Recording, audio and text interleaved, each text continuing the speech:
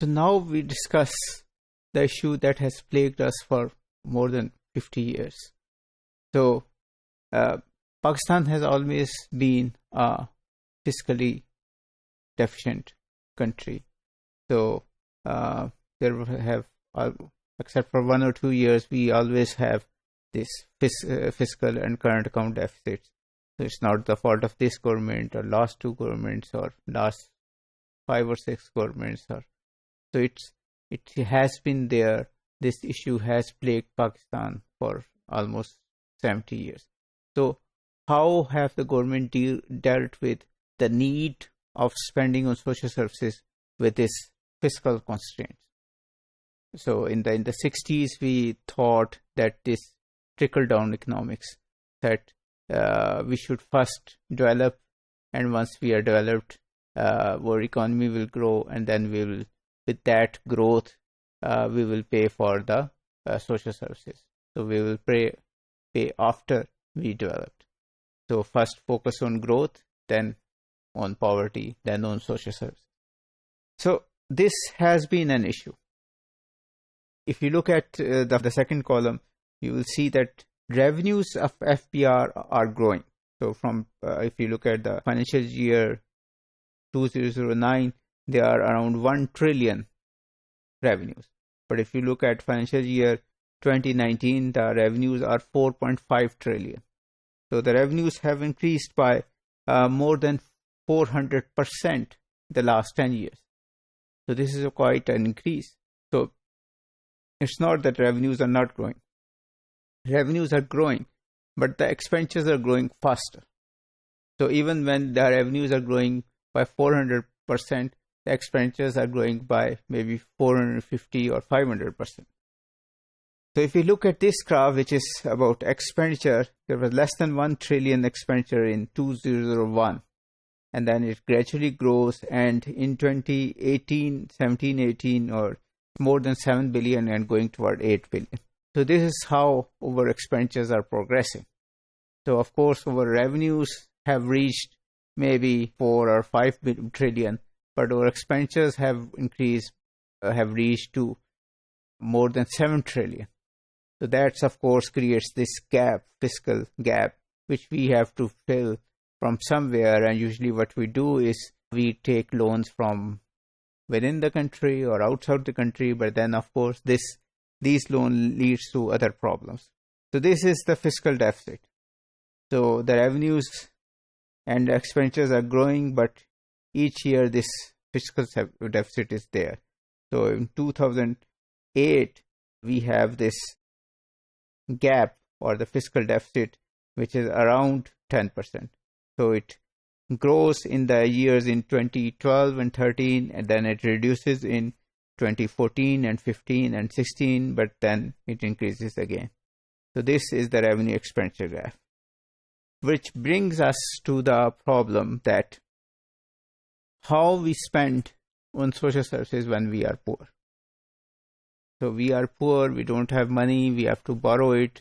So how can we spend on poor? Because if we spend on poor, the argument is that they will take a long time. Of course, it will help the country, but the gestation period will be long, over several decades. So if you spend on hospitals and schools, the child will not die because of infant mortality will decrease. The child will study because of the school is there, but he or she will contribute to the economy 20 years after. We want the link between input and output much smaller. So we want to spend today and maybe gain in economic growth next year or maybe 2 years onward, but that's it. So we always think, or the Pakistani governments always think, that we will try to improve the economy, and once the economy is improved, we will increase the social services. So the social services spending is increasing, but not by that amount which is required. So poverty is there, education problems, literacy problems are there, infant mortality is there, maternal mortality is there. We have we have some achievements. All these literacy is increasing over the years. Education spending is increasing over the years. Health spending is increasing. Infant mortality is coming down, but not as fast as we would like, or not as fast as some other countries are doing. So if we look at poverty, and this is from UN SCAP report 2018. So in this figure, you can see that China has, in the last 25 years, from 1990 to 2013, China has taken more than 700 million out of poverty. India has taken more than 168 of its people out of poverty.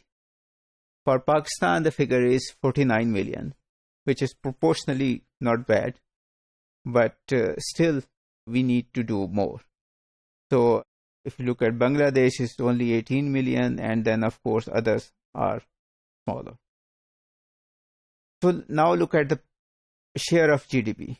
So Turkey and Iran spend much more on social protection as share of GDP as compared to Pakistan or India or Bangladesh. So this is where the difference is. So they spend more and we spend less, and that's why the rate of reduction of poverty is much slower for us than as compared to them. So this is another graph which looks at the different deficiencies of Asian countries.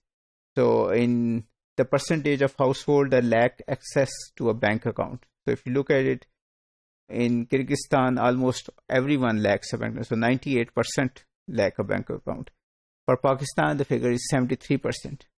Of course, when you don't have a bank account, you are less a part of formal economy, and then of course you can't get many benefits which you should have when you become part of the formal economy. So similar is the percentage of individuals that lack access to full employment. In Afghanistan, almost 90% are not there. For Kazakhstan, the unemployment is 36%. Then the percentage of individuals that lack access to provincial help during childbirth, this for Indonesia is 72%. And access to basic sanitation, it's 98%. It's 74% from Mongolia. So SCAP argues in this 2018 report that social investments help development. So poor countries should not wait to get rich to spend on poor.